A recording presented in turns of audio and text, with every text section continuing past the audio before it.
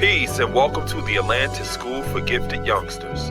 Thanks for watching and subscribing to our channel. Right. So that's going to conclude tonight's class. Next week, like I said, we're going to go over the mathematics and the alphabet, and in going over the mathematics and the alphabet, we're also going to talk about how to connect the math to the lessons. The same way that the younger sister was describing the numerical order of the jewels, and she said, well, this means that. The mathematics and the alphabet have the same type of correspondences to the lessons. And one of the things that she talked about too with that book by Riza is she mentioned that he would oftentimes describe one of his life experiences as a lesson to give further insight into what that jewel actually means. The mathematics works the exact same way. So like I mentioned a while back in one of our classes, a person that just has knowledge in the mathematics, that's cool. You know, if they got the right attitude and the right aptitude, they may be able to give you a lot of perspective about what knowledge means. But again, they may not have had an academic background. They might have been in remedial classes their whole life or whatever, where they're not really going to give you that kind of perspective. But when you connect that mathematic to the lessons, that is when you get some of the experience and some of the further elaboration of how that principle functions. So if we're talking about knowledge and you connecting it to the knowledge lesson or the knowledge degree in the 1 to 14s, why isn't the devil settled on the best part of the planet Earth? That gives you another perspective in relationship to knowledge. What does knowledge have to do with the devil being settled on the best part of the planet Earth? All of the lessons function that way. So when we say the mathematics are keys, they help you unlock a deeper or a more esoteric meaning in how those lessons function.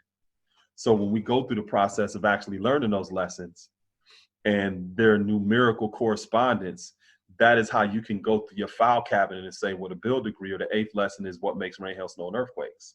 You know exactly where that file is. So that when you're living life and you're just navigating the terrain and certain situations or scenarios come about, you know what file to go to and apply it to that situation, right? So the lessons themselves function as a basic blueprint to give you that deeper esoteric or elaboration on the mathematical correspondence. So it puts the math in context. It also puts the alphabet in context. So for example, the 17th letter in the alphabet is Q. That's queen. The 17th degree in the 1 to 40s is what is the meaning of civilization.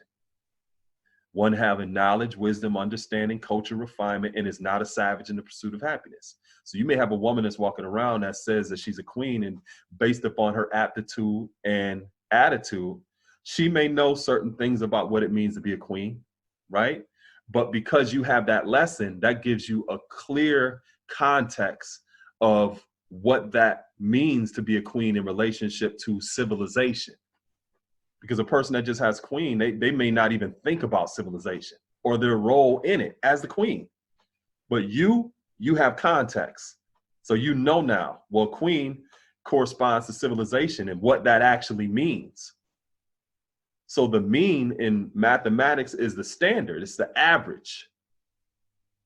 So when it says the meaning of civilization, one having knowledge, wisdom, understanding, culture, refinement, and is not a savage in the pursuit of happiness, it's saying that also a queen is the one who represents that standard.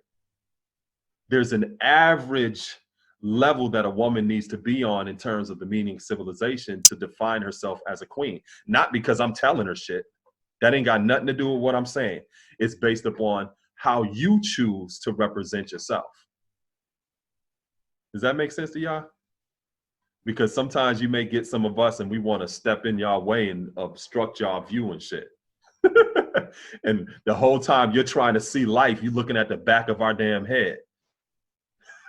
You know what I'm saying? So, okay.